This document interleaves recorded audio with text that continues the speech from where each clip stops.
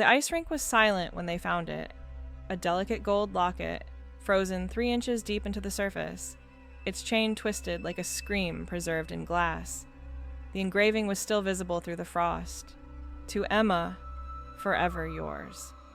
But Emma Hartley hadn't set foot in the Crestwood Arena since February 14, 1986, the night she vanished without a trace during the regional figure skating championships. She was 17 years old. Her locker at school remained untouched. Her skates were never found. And for 37 years, her family lived with a question that had no answer. How does someone disappear from inside a locked building, surrounded by witnesses, leaving nothing behind but the faint smell of roses and a single blade mark carved impossibly deep into the center of the rink? But the locket changed everything.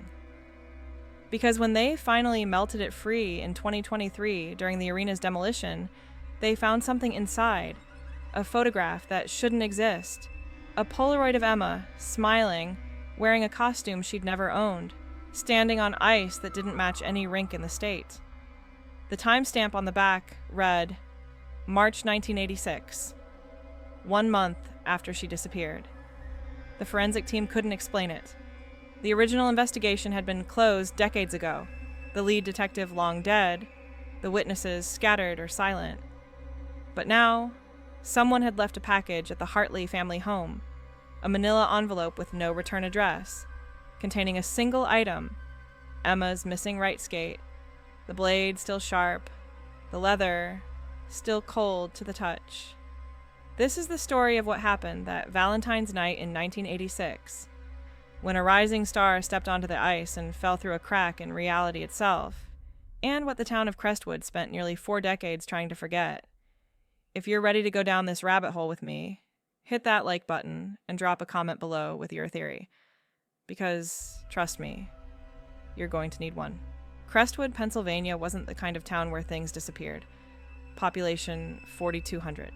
2 traffic lights, 1 diner, 1 church, 1 high school, and 1 ice rink that had stood at the edge of town since 1952, a concrete fortress with aluminum bleachers and overhead lights that flickered when the Zamboni made its rounds. The Crestwood Arena was the heart of the community during winter months, hosting everything from youth hockey leagues to the occasional wedding reception on its wooden mezzanine. But it was the figure skaters who truly owned the place. The girls in sequined dresses who arrived before dawn and stayed past dusk, their routines soundtracked by the scrape of blades and the echo of classical music bouncing off cinderblock walls. Emma Hartley was their queen, not officially. Of course, there were no titles in the junior circuit, no crowns or sashes, but everyone knew. Coaches whispered her name at competitions. Judges leaned forward when she took the ice. She had that rare combination of technical precision and raw emotion, the kind of skater who could make you forget you were watching an athletic performance and convince you, just for 3 minutes, that you were witnessing something transcendent. Her signature move was a Billman spin, a backbend so extreme her blade nearly touched the back of her head, held for a full 8 rotations without a wobble. Scouts from the national team had already made inquiries. Her mother had started researching boarding schools near Olympic training centers. At 17, Emma's future was a straight line pointing upward. February 14th, 1986 was supposed to be a formality. The regional championships at Crestwood Arena were a hometown advantage, a layup competition before the state finals in March. Emma had drawn the final slot of the evening, the anchor position, reserved for the favorite. Her coach, Margaret Voss, a former Olympian with a reputation for producing champions, had choreographed something special for Valentine's night. A performance to Tchaikovsky's Waltz of the Flowers, Emma's red costume hand-beaded with tiny crystals that caught the light like drops of blood on snow. The routine was flawless in practice. Margaret had watched her land every jump, execute every transition with the muscle memory of someone who'd been skating since she could walk. There was no reason to worry, no reason to think this night would be anything other than the beginning of Emma's inevitable rise. But small details were already wrong, details that wouldn't resurface until investigators started asking questions months later. The arena's head custodian, Frank Delaney, had reported strange sounds the night before the competition, a low humming that seemed to come from beneath the ice itself, like the building's foundation was vibrating at a frequency just below human hearing. He'd checked the refrigeration system twice, found nothing unusual, and dismissed it as old equipment settling. One of the younger skaters, 12-year-old Rachel Morrison, had complained that the ice felt wrong during her Wednesday practice. Too soft in some places, too hard in others, with patches that seemed to resist her blades as if the surface was pushing back. Margaret had blamed it on inconsistent resurfacing and made a note to speak with Frank. And Emma's mother, Caroline Hartley, would later tell police that her daughter had been unusually quiet in the days leading up to the competition. Not nervous exactly, but distracted, as if she were listening to something no one else could hear. The evening began normally. Doors opened at 6 p.m., the bleachers filled with parents, local reporters, and a handful of scouts clipboard ready and stone-faced. The junior division performed first. Awkward tweens in homemade costumes, their routines more enthusiasm than elegance. Then the intermediate skaters, the high schoolers, the ones with real ambition and real pressure. Emma sat in the women's locker room for most of the night, headphones on, eyes closed, visualizing every second of her performance the way Margaret had taught her. She was alone for exactly 17 minutes before her scheduled start time, 17 minutes that would become the most scrutinized window in Crestwood's history, because when Margaret went to retrieve her at 9:43 p.m., Emma's locker room stall was empty. Her duffel bag sat neatly on the bench, zipper closed. Her street clothes were folded beside it, but Emma was gone. Margaret assumed she'd gone to the ice early. Some skaters like to feel the surface before performing, a superstition about absorbing the rink's energy. But when Margaret pushed through the double doors into the arena proper, the ice was empty. The Zamboni had just finished its final pass. The surface gleamed like black glass under the overhead lights. And there, in the exact center of the rink, was something that hadn't been there 5 minutes earlier. A single, long scratch, carved deep into the ice in a perfectly straight line, stretching from the center line to the north boards, roughly 30 feet long, gouged so deep that water was already beginning to pool in the channel. It looked like someone had taken a blade and dragged it with inhuman force, scoring the ice down to the concrete beneath. But the doors to the rink had been locked. The building had only 2 exits, front and rear, both monitored by volunteers collecting tickets and managing crowd flow. No one had seen Emma leave. No one had seen anyone else enter. The competition was halted. Margaret made an announcement, her voice tight with the kind of controlled panic that comes from not wanting to cause a scene, but knowing something is terribly, terribly wrong. Parents checked the bathrooms. Coaches searched the storage rooms. Frank Delaney unlocked the maintenance areas, the boiler room, the electrical closets. Nothing. Emma Hartley had simply vanished from inside a locked building in the 17 minutes between 9:26 and 9:43 p.m., leaving behind only that impossible scar on the ice and a faint, sickly sweet smell that some witnesses would later describe as roses in winter, blooming where nothing should grow. The police arrived at 10:17 p.m. 2 officers from the Crestwood PD, a force of 9 men who mostly dealt with drunk and disorderlies, and the occasional domestic dispute. Chief Warren Briggs was a pragmatist, the kind of cop who believed in Occam's razor. The simplest explanation was usually correct. A teenage girl disappearing from a public building during a crowded event. She ran away. Boyfriend trouble, maybe. Pressure from competition. He'd seen it before. Kids who cracked under expectation and bolted without thinking. The scratch on the ice was weird, sure, but not supernatural. Probably a prank, some idiot with a screwdriver trying to sabotage the competition. Briggs ordered his officers to canvass the area, check nearby roads, contact Emma's friends. He was calm, he was methodical, and he was completely, catastrophically wrong. Because the evidence didn't fit a runaway scenario. Emma's car, a 1982 Honda Accord, was still parked in the arena lot, keys in her duffel bag. Her wallet was there too, along with $43 in cash and her driver's license. No note, no sign of distress. And when Briggs interviewed Margaret Voss, the coach's testimony complicated things further. Emma had been excited about the performance, not stressed. She'd eaten normally that day. Spaghetti and toast, her pre-competition ritual.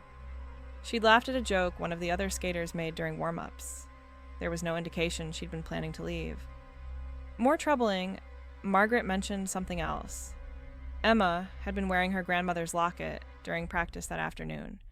A family heirloom she always kept in her locker during performances because the rules prohibited jewelry on the ice. But when police searched Emma's locker, the locket was gone. Someone had taken it, or Emma had been wearing it when she disappeared. The scratch on the ice became the investigation's first real puzzle. Briggs brought in a refrigeration specialist from Pittsburgh, a man named Leonard Cross, who'd worked on Olympic rinks and knew ice the way surgeons know tissue. Leonard spent 3 hours examining the gouge, taking measurements, testing the depth and composition. His findings were unsettling. The scratch was roughly 4 inches deep in places, far deeper than any skate blade could achieve under normal circumstances. The edges were smooth, almost polished, as if whatever created it had been extremely sharp and moving at high speed. But the physics didn't work. A skate blade under human weight and momentum could score ice, yes, but not like this. This looked like something mechanical, something with industrial force behind it. Except there were no tool marks, no secondary scratches, no evidence of machinery being dragged across the surface. Just one clean, impossibly deep line, starting and stopping abruptly, as if the implement had simply vanished mid-stroke. Then the witnesses started contradicting themselves. Rachel Morrison, the 12-year-old who'd complained about the ice feeling wrong, told police she'd seen Emma walk toward the rink doors at 9:30 p.m., but Emma had been wearing her red competition dress, not her warm-up clothes, which made no sense because Emma hadn't changed yet. Another skater, 16-year-old Jessica Pruitt, insisted she'd heard music playing from the rink around 9:35. Tchaikovsky, the same piece Emma was supposed to skate to, but the sound system had been turned off during the Zamboni session. Frank Delaney, the custodian, initially told Briggs he'd been in the equipment room during the window of disappearance, but later changed his story, admitting he'd stepped outside for a cigarette and couldn't account for 10 minutes. Each statement seemed plausible in isolation. Together, they formed a timeline that didn't cohere, a jigsaw puzzle with pieces from different boxes. By midnight, the parents were frantic. Caroline Hartley sat in the bleachers with her husband, Robert, both of them pale and silent, staring at the scratch on the ice as if it held answers they couldn't translate. Emma's younger sister, Lily, age 14, kept repeating the same question. Where would she go? It was a good question. Emma had no history of running away, no secret boyfriend, no hidden rebellions. She was the good kid, honor roll, church on Sundays, home by curfew, the kind of teenager who left post-it notes on the fridge when she'd be 5 minutes late. And yet, she was gone, as if the building itself had swallowed her whole and left behind only that single, terrible mark, a signature carved into frozen water, a message no one could read. Briggs made the decision to treat it as a missing persons case, not a runaway. He called in the state police. By 2 a.m., search teams were combing the woods behind the arena, flashlights cutting through February darkness, voices calling Emma's name into trees that didn't answer. They found nothing. No footprints in the snow. No disturbed ground.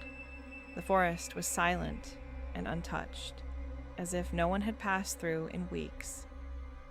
And when the sun rose on February 15th, 1986, the scratch on the ice had already begun to refreeze, the water pooling in the channel turning solid again, sealing itself shut like a wound that refused to heal. Crestwood's nightmare was just beginning. The first theory was abduction. It made sense. A young, attractive girl disappearing during a public event while briefly alone. Chief Briggs expanded the investigation, interviewing every adult male who'd been in the building that night. Coaches, fathers, Zamboni operators, the volunteers at the door. Frank Delaney, the custodian, came under particular scrutiny because of his revised timeline, the 10 minutes he couldn't account for. Briggs brought him in for a formal interview, pressed him on details. Frank admitted he'd been smoking behind the building, near the loading dock, and had seen nothing unusual. No vehicles leaving, no suspicious figures, just the distant sound of the Zamboni and the cold Pennsylvania night. His alibi checked out.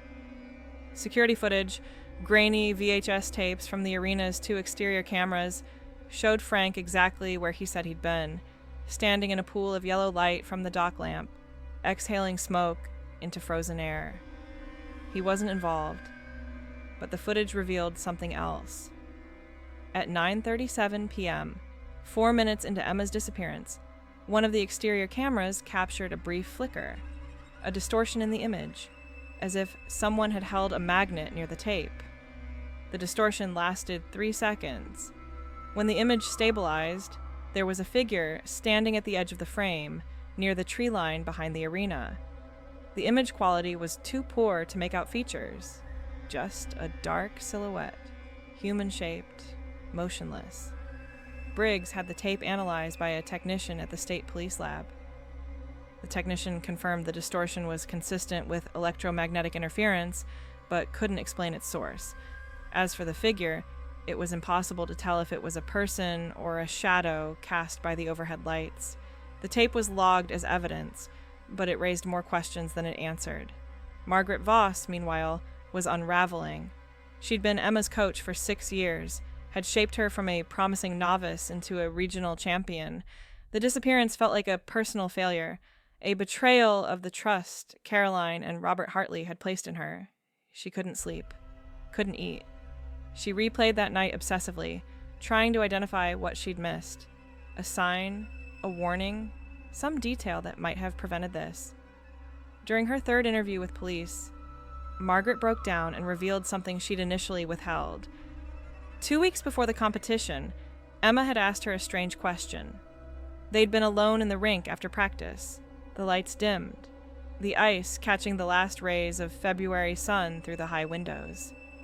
Emma had looked at Margaret and said, very quietly, "Do you think it's possible to skate so fast you could disappear?"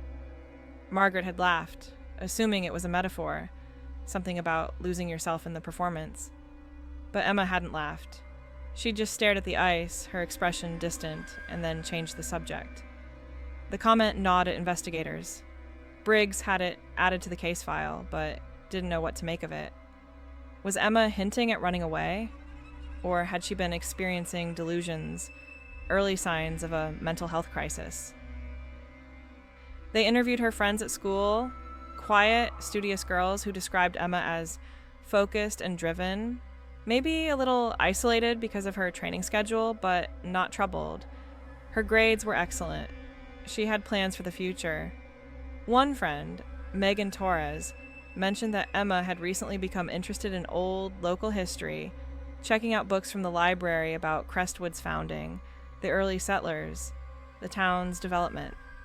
It seemed like an odd hobby for a competitive athlete, but Megan didn't think much of it.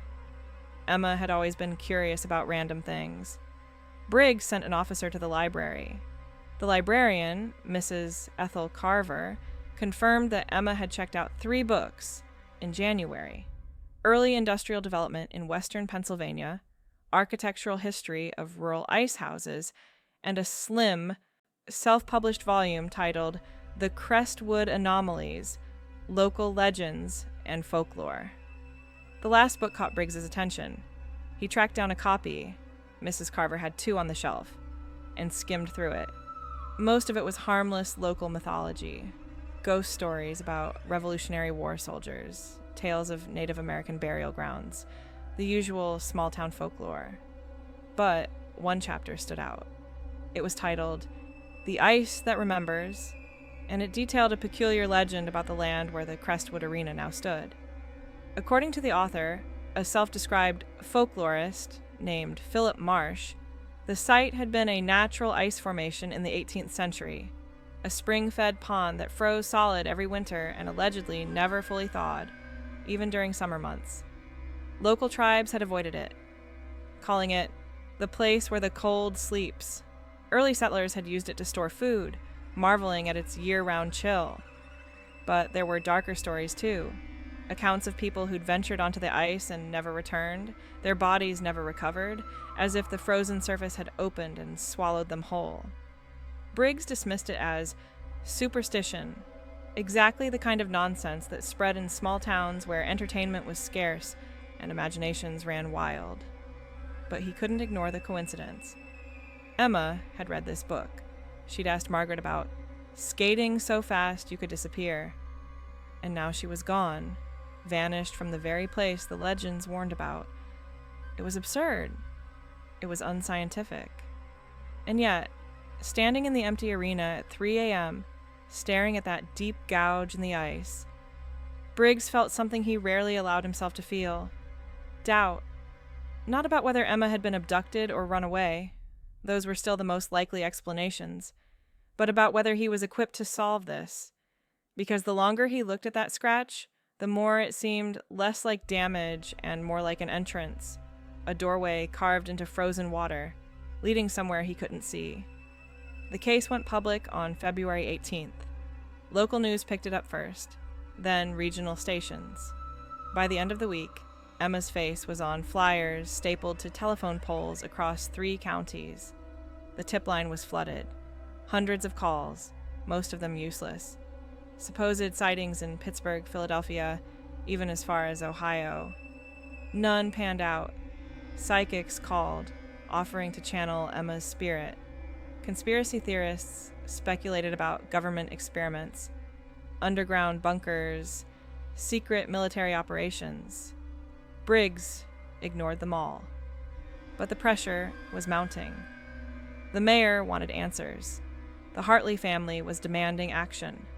And every day that passed without progress made the case colder, the chances of finding Emma alive slimmer.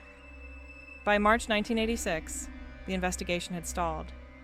Briggs had no suspects, no leads, and no explanation for how a 17-year-old girl could vanish from a locked building in front of dozens of witnesses, leaving nothing behind but a scar on the ice in a town that would never feel safe again. The break came from an unexpected source, Lily Hartley, Emma's younger sister.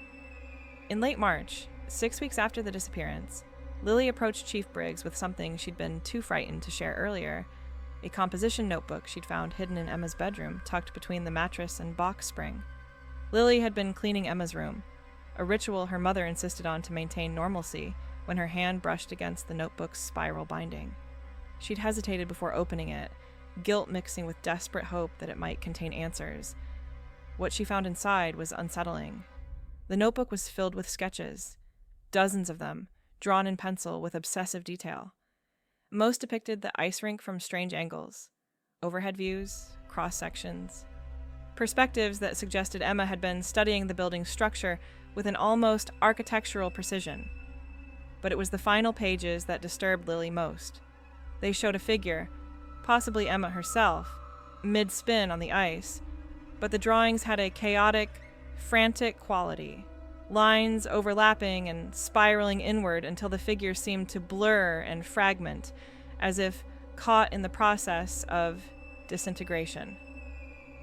Briggs examined the notebook with a forensic psychologist, Dr. Helen Kwan, who specialized in adolescent behavior. Dr. Kwan's assessment was cautious.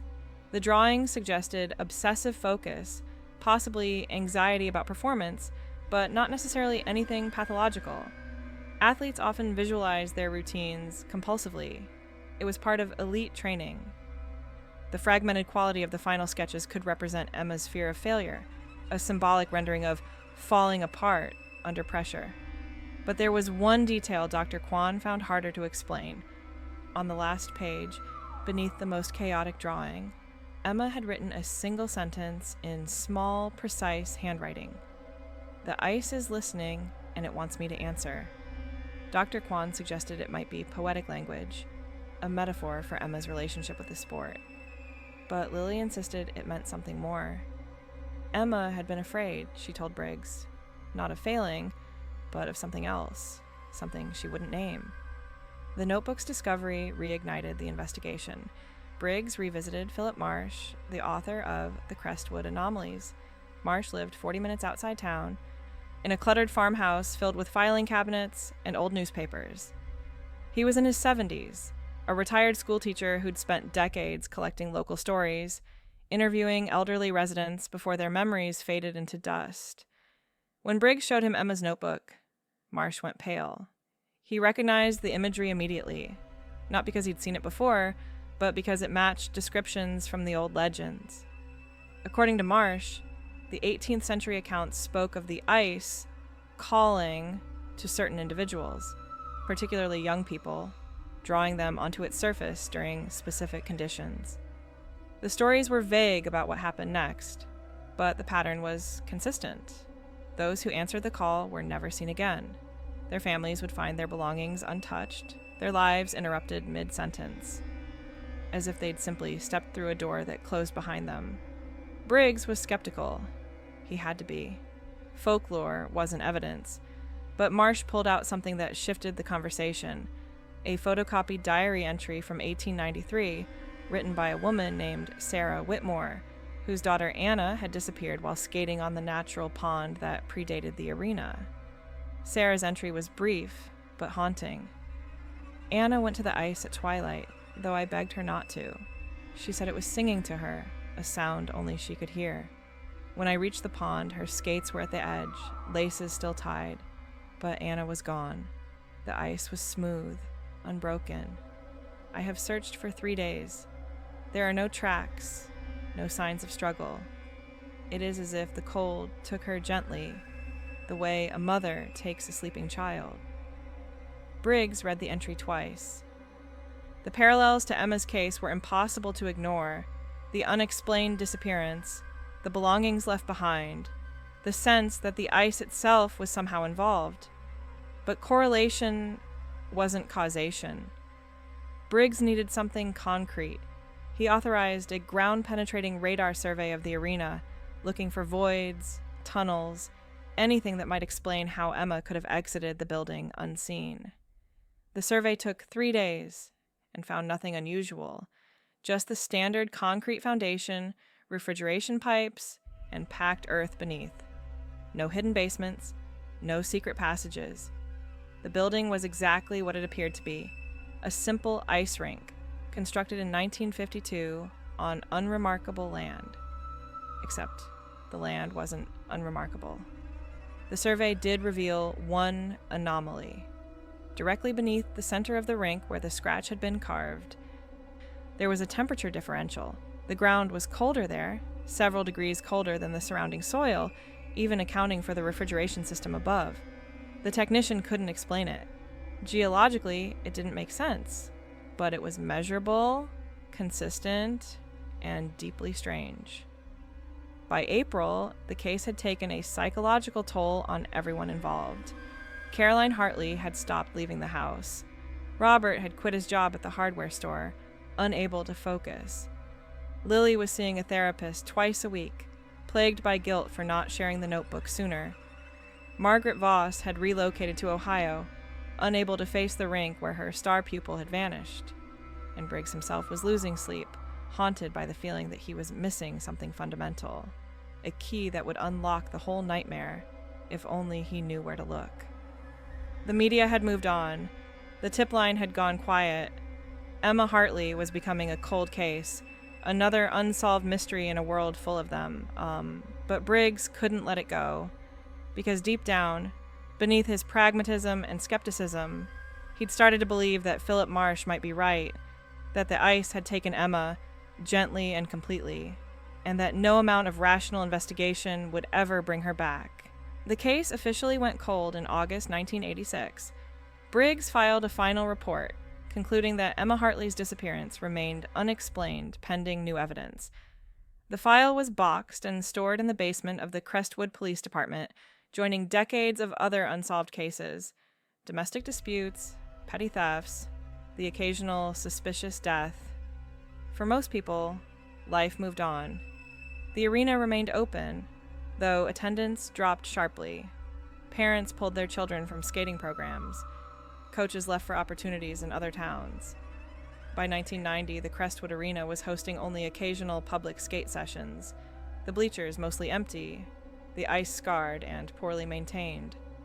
Frank Delaney retired in 1995.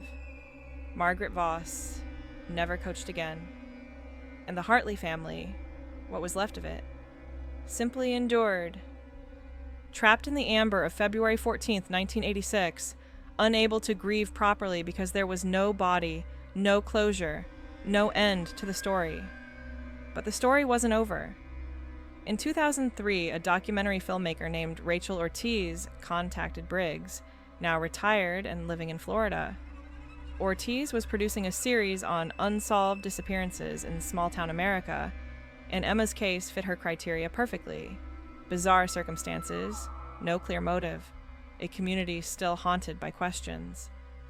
Briggs agreed to an interview, partly because he was bored in retirement, partly because he'd never stopped thinking about Emma.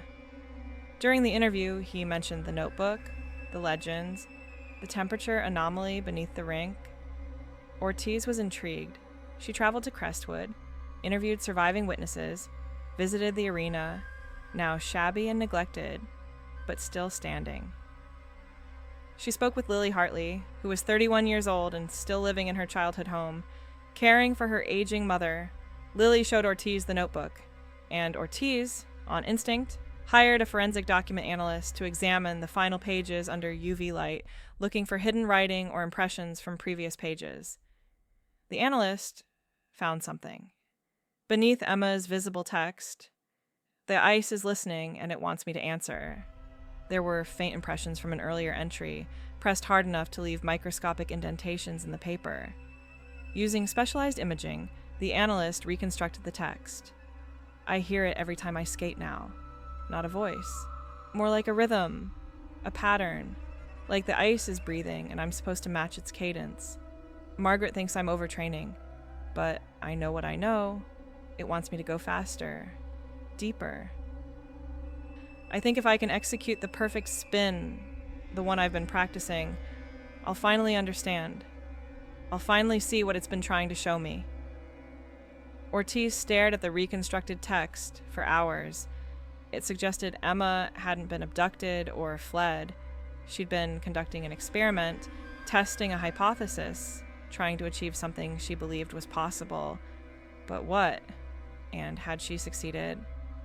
Ortiz's documentary aired in 2004 and reignited public interest in the case. New tips came in, though most were speculative or conspiratorial, but one call stood out.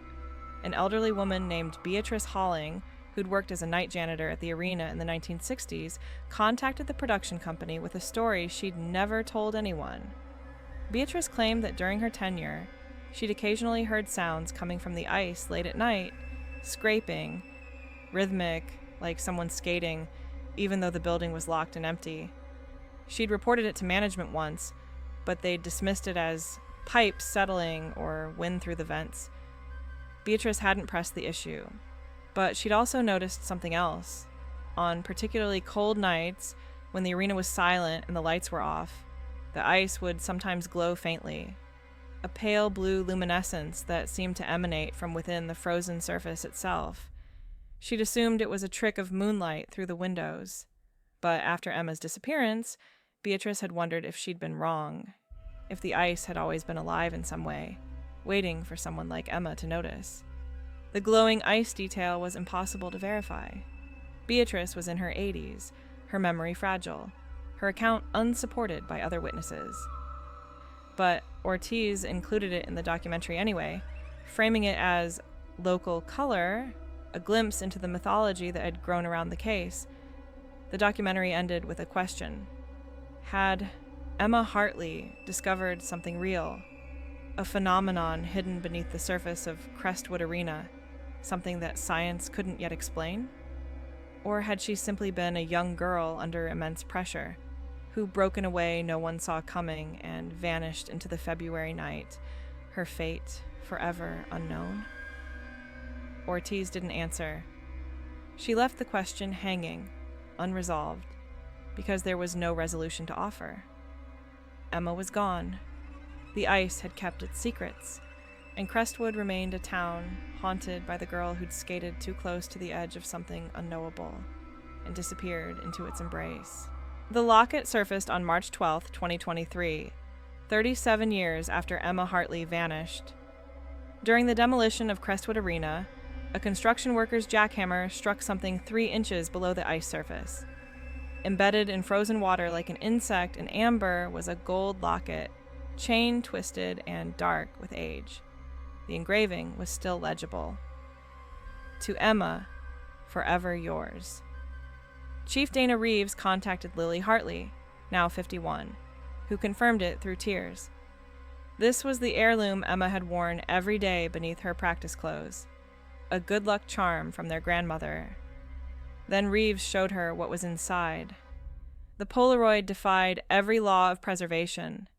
Photographs don't survive freezing, yet this one looked brand new. Emma stood in her red competition dress, arms extended in her signature opening pose. But the background was impossible. Ice stretched endlessly in every direction with no boards, no walls, no ceiling. Just white ice under white light, infinite and featureless.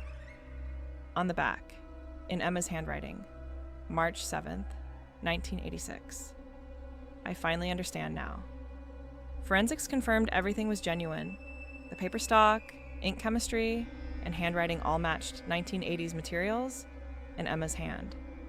The photograph was real, created 3 weeks after she disappeared on Valentine's night, 1986. But no one could identify the location or explain what Emma meant. Then, the package arrived. April 4th, 2023. A manila envelope containing Emma's right skate, missing since the night she vanished. Lily nearly dropped it. The leather was pristine, showing no signs of 37 years. The blade gleamed like it had been sharpened yesterday. And when Lily touched it, the metal was ice rink cold. Forensics found no DNA, no fingerprints, nothing, as if the skate had never been touched by human hands. But under magnification, the blade showed fresh scoring consistent with recent use. Someone had skated in this boot within the past year. The wear patterns matched a right-footed skater performing clockwise spins and backward crossovers, Emma's exact style, her signature movements.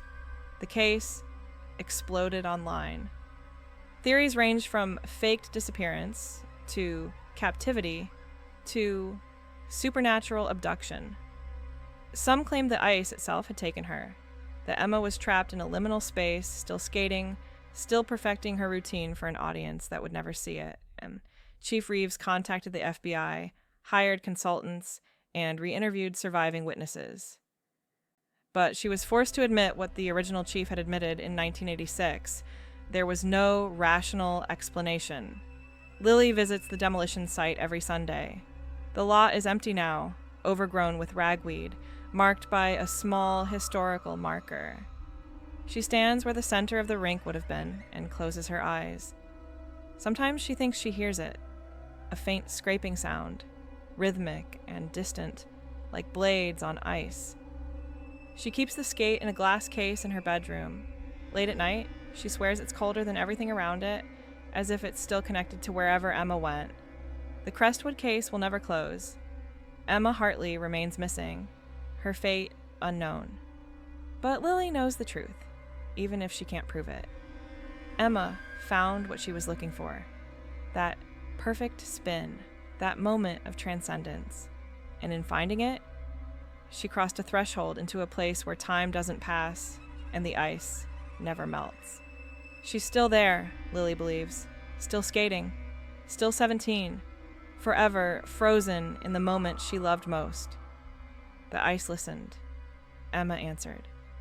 And whatever understanding passed between them on Valentine's night in 1986 was profound enough to erase a girl from the world, leaving behind only questions and the faintest whisper of blades on ice echoing through the years.